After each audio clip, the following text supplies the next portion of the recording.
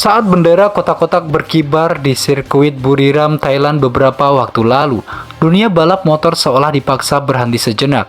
Mata para pengamat MotoGP yang biasanya hanya tertuju pada talenta Spanyol dan Italia, kini beralih tajam ke arah bendera merah putih.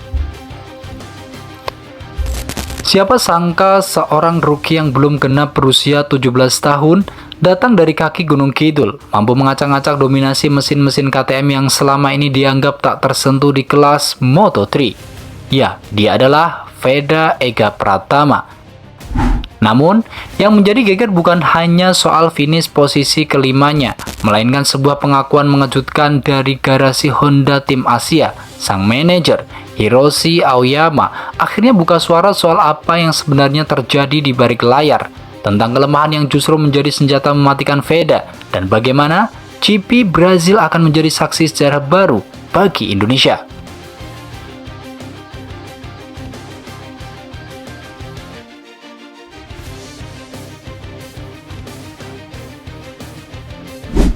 Mari ia tidak menunggu, ia menjemput momentum. Gaya balapnya yang agresif namun tetap tenang mengingatkan kita pada sosok legendaris Casey Stoner atau bahkan gaya sliding ala Marc Marquez. Di titik inilah, manajer tim mulai menyadari bahwa mereka tidak sedang menangani pembalap biasa. Mereka sedang memegang berlian kasar yang sudah memecahkan rekor dunia. Namun, di tengah euforia itu sebuah rahasia terungkap. Honda mengakui bahwa motor NSF 250 RW yang dikendarai Veda sebenarnya memiliki sedikit ketertinggalan top speed dibandingkan rival-rival Eropanya. Tapi disinilah letak magisnya. Veda menutupi kekurangan mesin dengan nyali di titik pengereman. Inilah yang membuat kru Honda di pedok sempat menahan nafas berkali-kali.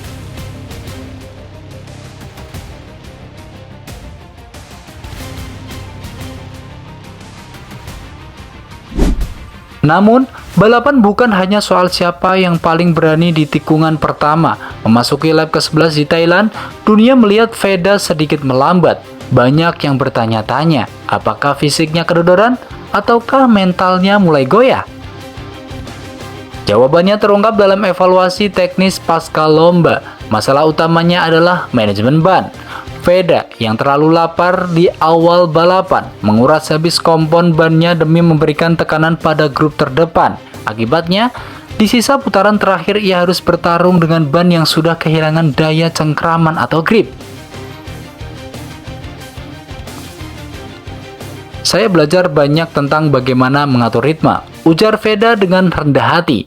Inilah yang membedakan Veda dengan pembalap muda lainnya. Ia tidak menyalahkan motor, ia tidak menyalahkan tim. Ia mengambil tanggung jawab itu dan menjadikan bahan bakar untuk seri berikutnya. Manajer Hiroshi Aoyama bahkan menyebut bahwa kelemahan dalam manajemen ban ini adalah pelajaran paling mahal yang akan mengubah Veda menjadi pembalap yang jauh lebih mengerikan di seri-seri mendatang.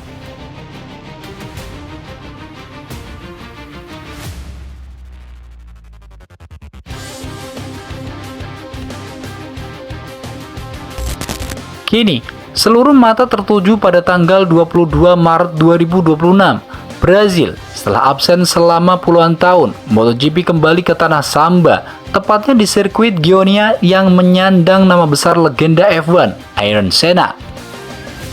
Ini bukan sekadar balapan biasa, ini adalah sirkuit nol bagi semua orang.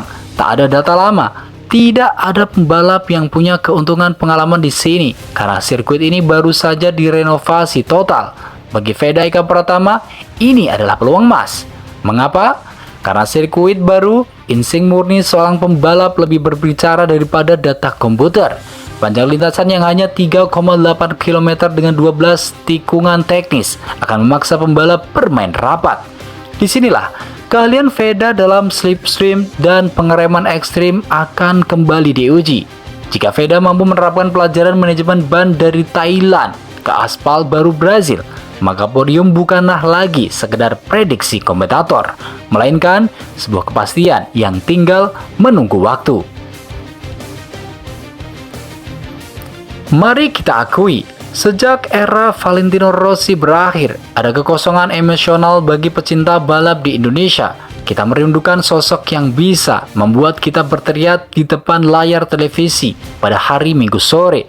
Dan sosok ini muncul hadir dalam diri seorang bocah asal Gunung Kidul.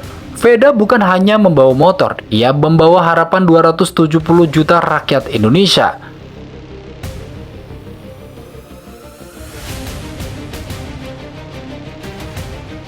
Apakah Veda akan berhasil mengumandangkan lagu Indonesia Raya di podium Brazil? Apakah manajemen ban yang sempat menjadi kendala kini sudah teratasi dengan strategi baru dari Honda Asia? Satu yang pasti, keberanian Veda telah membuktikan bahwa talenta lokal kita mampu bersaing di level tertinggi dunia. GP Brasil 2026 bukan hanya soal balapan motor, ini adalah pembuktian harga diri bangsa di panggung otomotif internasional.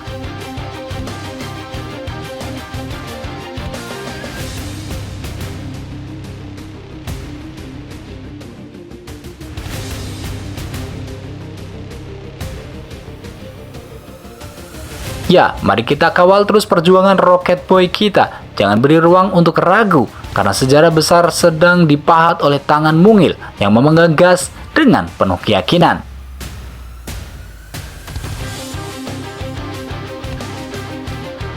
Bagaimana menurut Anda? Apakah Veda Ega Pratama akan benar-benar meraih podium pertamanya di Brazil nanti? Ataukah tantangan sirkuit baru akan menjadi hambatan tak terduga?